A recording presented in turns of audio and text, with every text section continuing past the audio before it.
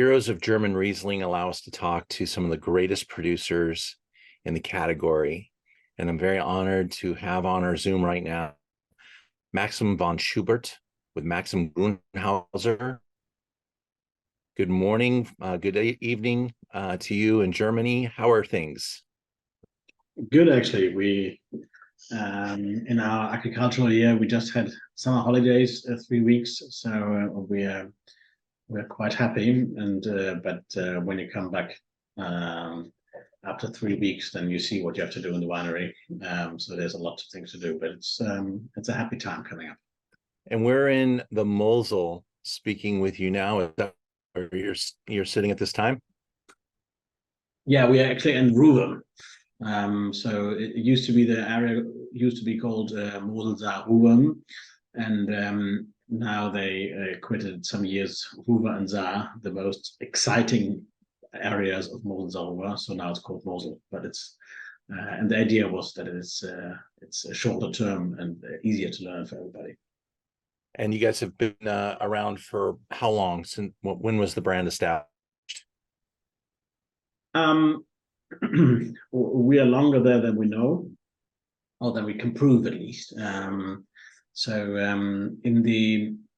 the city of Trier was founded by the Romans finally 170 after Christ, and in that time there was a long Roman aqueduct serving Roman Trier with fresh water, and that aqueduct was coming from the Ruhr Valley and flowing through our actually vineyard. So we have longer parts of that aqueduct.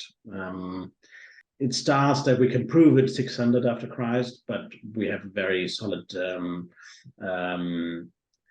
proves that there has been winemaking even earlier. The monastery of Maximin was founded 300 after Christ in Trier, and they had many satellite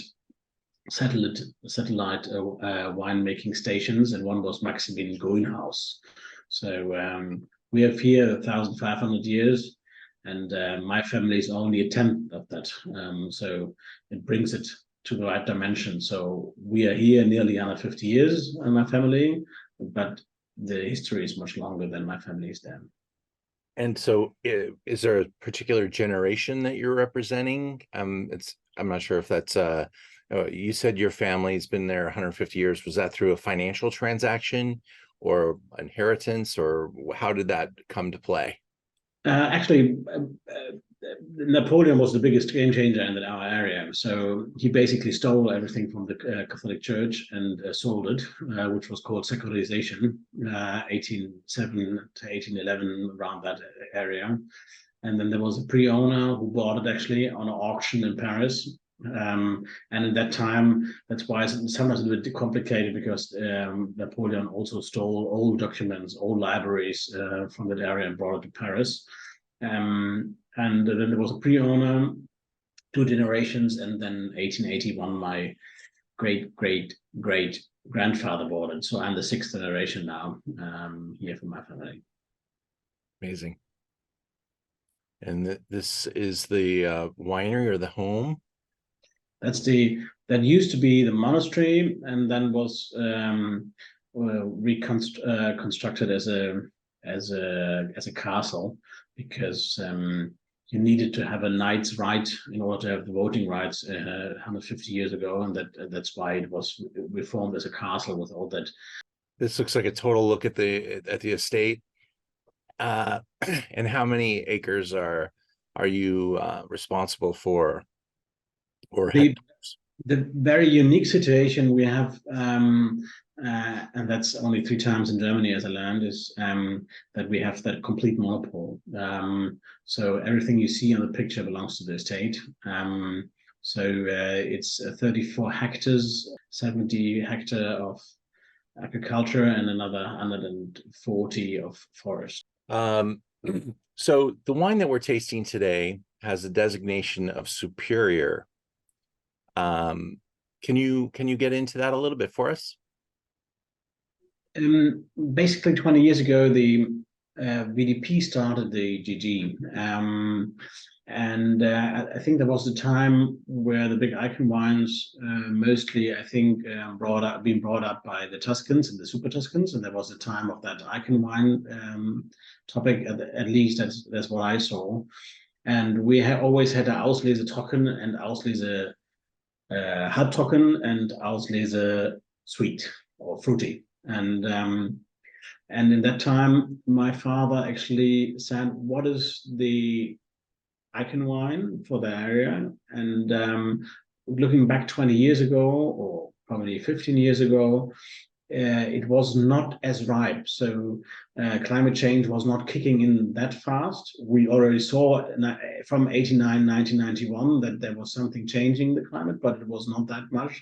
So having a little bit more fruit, which means that we are slightly above Trocken, was a superb style of food pairing, and without food as well, but for food pairing, because if you have a little bit of like roasted aroma, a little bit of spice, not only hot spice but spice really, then that little bit of fruit is delicious.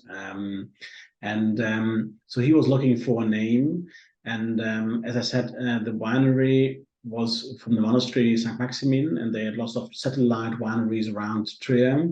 And at each winery, there was a brother superior or father superior, which was leading that winery. So my father said, "Okay, that's actually the wine which is leading the estate at that time." Mm. But when I took over the estate from my father 10 years ago, I re-entered after 80 years in VDP. So then we also started making GG, which is probably from economical point more important today. But having Superior in the middle between the predicate wines, Cabernet Spätlese, Auslese, and the GG, so Superior is somewhere in the middle, but it's too beautiful to actually not produce it, because it shows so much the vibrancy and the potential of Riesling, being from super dry 1 gram to 100 gram, and on the way there's so much beautiful things in between. So having an 8-course menu only paired with Riesling, that's potentially a very lovely thing when you have like Mosel Zaruba, where you can really do that off dry, but also fruity style. Thank you for that. The wine that we're tasting today has been awarded with some wonderful scores, as you are probably accustomed to. Your estate, known for its significance, its history, its size, and also it's got a phenomenal reputation.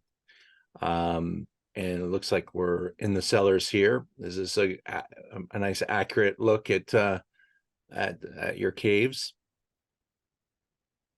Yeah, it's actually, I'm not dogmatic. I rather want to follow the wines, and I want to follow the quality of the wines. So what we do is that we have that 1,000-liter Fuder barrels, which you see in the picture, made by own oak from the own forest. But at the same time, I have 1,000 to 3,000 liter stainless. So what I want to have is actually, I want to have small batches where I can ferment, and I ferment everything with the wild yeast, so the natural yeast being brought in. I have a very, very wide choice when doing the cuvées. So when I pick the wines, I really have like many barrels where I can really choose very, very dedicated to what is a GG, what is a Premier Cru, what is a dry one, what is the Superior, what is the so I really have a big choice, and that's the idea, to have many chances in fermenting them all individually. This cellar is the second oldest. That's around 1630. Classical double cave cellar, and then in the back, what you see is the newest part, which was added by my great grandfather in 1895, 1899, around that. And it's all natural cooled, which is something we are learning nowadays again. When everybody's thinking about sustainability, we realize how sustainable we are because we are using the old-fashioned style, because we have no cooling everywhere. So it's all natural cooled. There are some springs. There's lots of water flowing through the cellar all the time, which gives a very good humidity. So we're not losing any wine from the barrels, or nearly no wine. So it's a very good condition actually for us. So a look at the wine that we're tasting tonight. This is the Maximin Grünhaus Superior Abtsberg. Abtsberg, am I pronouncing that correct?